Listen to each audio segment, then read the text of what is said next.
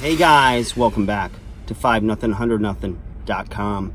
I am Fugget, and that stands for the fittest underdog guru using intelligent tactics. And today, guys, we are outside on location, right? Outside the gym, have a little break in the action. Thought I'd come out here, you guys, have a little nourishment, have a little protein, have a little healthy fat, and talk to you a little bit about how do you know when it's time to celebrate your victories. Okay, so as you guys know, with this channel, talk a lot about undersized underdog issues, right? Self-improvement for men, how to be better, etc. And you know, it goes across gender lines, where sometimes there's tips, really good tips for women as well, in relationships and what have you, workout tips, etc. And you know, once you start to achieve a level of success, you know, once you start to see the fruition, your efforts paying off, and you're having some successes, right? Maybe it's getting the better job, maybe it's getting the girl, maybe it's getting over the girl, whatever it is, right? There's a time when you're gonna wanna celebrate with a little bit of the bubbly, right? Thank you, Chris Jericho, one of my former colleagues in the pro wrestling world. Went a little viral with that little nonchalant thing he did, and so I thought I'd piggyback off of that. If he doesn't like it, he knows where to find me. But anyways, when is the time to celebrate with a little bit of the bubbly, right? So the thing is, if you ever watch YouTube and you see like the videos of people that celebrate a little too early, right? They think they're about to like win the race, and all of a sudden the guy in second place they didn't realize was that close to them passed them by, right, and took first. And there's, you know, little examples of that. And sometimes it's you know, you might celebrate a little too early, and you got to really, you know, number one, it's a marathon. Everything you're doing is a marathon. It's like, it's long term, and you've got to be patient through the process of whatever it is you're trying to do.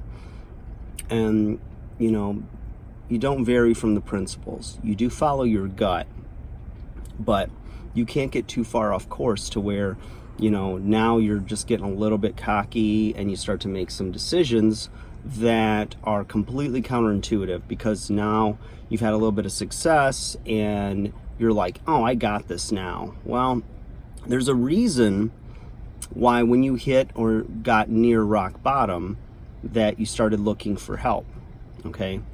And you needed a life preserver. And whether you found that here or through other principles or whatnot, you can't forget where you came from, and you can't forget when you had your fall from grace.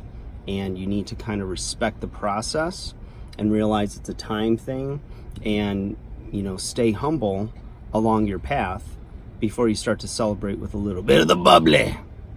All right, I just like saying that. It does roll off the tongue and it makes you feel good. So if it feels good, do it, unless it gets you in trouble. So anyways, yeah, you know what? Stick to your principles, stick to the tried and true, time tested. And you know, if you go off the path a little bit, you know, you got to rein it in. So if you're sticking to like an 80-20, and 80% of the time you're doing the right things, you're probably going to be okay. You go off the rails a little bit, whatever that means for you, you know, as long as you can rein it in, then it's not going to be a problem. And I think if you stick to that, you're going to be okay, and you're going to be happier. If you're 100% in and now you have nothing in your life that's fun or something to look forward to and whatnot, and you don't give yourself any room to fail, when you do fail, because again, remember, you're human. And as much as you're trying to create a perfect life or, you know, have better for yourself, you're still going to fall. You know, I fall all the time. And it's very humbling, and it can weigh on you, but, you know, you have to look around and remember that, you know, life is short and nobody's perfect. And there's a lot of examples of people that had great success and, you know, threw it all away. But we all love a good comeback story as well. So don't forget those things. And you know, when you're celebrating with a little bit of the bubbly, you got to be careful, right? So you can have a little, and remember, it's all in the word. Jericho has it right. A little bit of the bubbly. There you go, moderation, kids. All right, guys, like, share, subscribe. Just thought I'd throw that thought out to you. I got to get back to the plow, train these people, kick their butts, build them up. I'm the ultimate cheerleader. I'm a male cheerleader because I like throwing girls up with skirts on and catching them. I wish I hadn't said that, but I did. It's staying in the video. It's staying in. All right, guys, enjoy a little bit of the bubbly. Don't go too crazy. Stay on your path. You're doing great. I believe in you. Even if you've fallen and you've hit rock bottom, I still believe in you because you know what? Your heart's still beating. There's still breath in your lungs, and there's still hope if you're still here. It's a beautiful sunny day. Take a breath, chill. It's all good in the hood. All right, guys. Like, share, subscribe. Talk to you soon.